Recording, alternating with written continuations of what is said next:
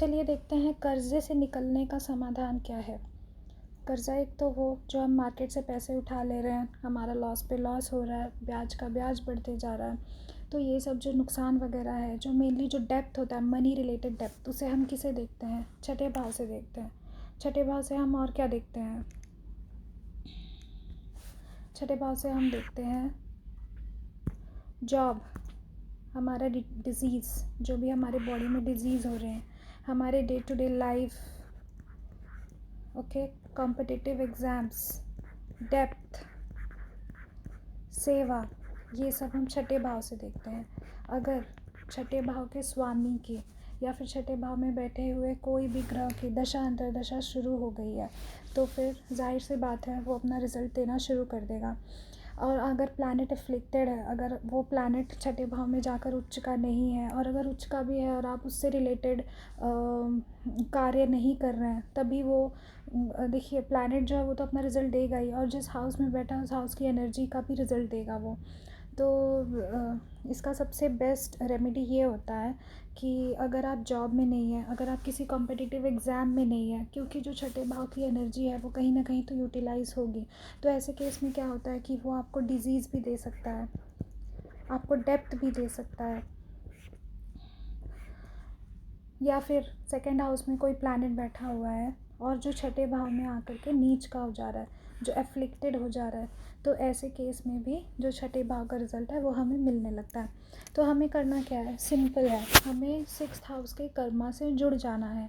अब कर्मा टेक्निक क्या कहती है कि या तो तुम सेवा करो, सेवा करो, या तुम किसी जॉब में हो तभी वेल एंड गुड, या तुम किसी कॉम्पिटिटिव एग्ज़ाम की तैयारी कर रहे हो तभी ठीक है, वरना ये क्या करेगा आपको? या तो ये रिज़ल्ट देने लगेगा या तो फिर ये रिज़ल्ट देने लगेगा, या तो कर्ज़ा या फिर डिज़ीज़। अगर अंतरदशा में वो पीरियड आ गया है तो तभी ठीक है, वो 1-1.5 साल का टाइम पीरियड है, क्रॉस हो जाएगा, आपको कुछ फिज़िकल प्रॉब्लम या कुछ लॉसेस तो वो देकर ही जाएगा। लेकिन अगर दशा में आ गया तब सोचिए महाराज वो कितना पटकेंगे आपको। तो इसलिए इससे एक जो जनरल रेमेडी मैं आप सबको बता दे रही हूँ, इसमें डेट ऑफ बर्थ कुंडली है वो किसी की कोई ज़रूरत नहीं है।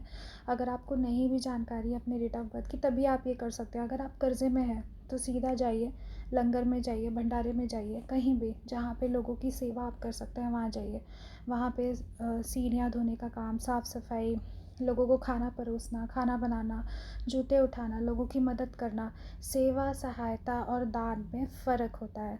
दान वो है जो आप ख़रीद के बना के लोगों में बांट दे रहे हैं या घर में बनवा के बांट दे रहे हैं, उसमें आपका कोई मेजर रोल नहीं होता है। सहायता में क्या है, आप किसी की हेल्प कर दे रहे हैं, अपने कॉन्टैक्ट यूज़ कर ले रहे हैं, किसी को कोई भी एडवाइस दे रहे हैं, वो सब हो गया सहायता।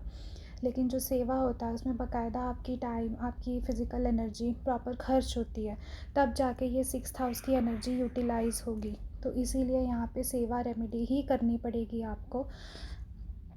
आप अपने डे टू डे लाइफ में बिज़ी है, कोई बात नहीं, अगर डेली टाइम निकाल सकते हैं तो बहुत बहुत बहुत अच्छी बात है, क्योंकि अगर इंसान कर्ज़े में है तो वो सिर्फ वीकेंड को कर्ज़े में नहीं होता, वो डेली कर्ज़े में होता है। लेकिन अगर आप उतना नहीं कर सकते हैं तो एटलीस्ट छुट्टी वाले दिन जाइए, जितना ज़्यादा आप टाइम उसमें बिता सकते हैं उतना बिताइए, अपने अंदर थोड़ी हम्बलनेस लाइए, लोगों के प्रति सेवा भाव रखिए जितना उनकी पीड़ा कम हो सकती है उनकी मदद करिए, और इन सब कार्यों से जुड़िए। तो जो सिक्स्थ हाउस की एनर्जी है वो यहाँ पे यूटिलाइज़ हो जाएगी, और फिर ये जो डिज़ीज़ है और जो डेप्थ है, इन सब से आपको छुटकारा मिलने लगेगा। तो ये था आज का वीडियो। नेक्स्ट वीडियो में, आगे के वीडियो में मैं इसी तरह कोशिश करूँगी एकदम लेमैन लैंग्वेज में कि आपको सिंपल रेमेडीज़ जो सबके लिए काम करे हम उसे कैसे आप तक पहुँचा सकते हैं। उसमें किसी प्लैनेट कॉम्बिनेशन की ज़रूरत नहीं है। सो अगर मेरे वीडियो में थोड़ा भी वैल्यू ऐड किया आपकी लाइफ में तो प्लीज़ मेरे चैनल को ज़रूर सब्सक्राइब करिए एंड लाइक एंड शेयर करिए। Thank you, bye bye.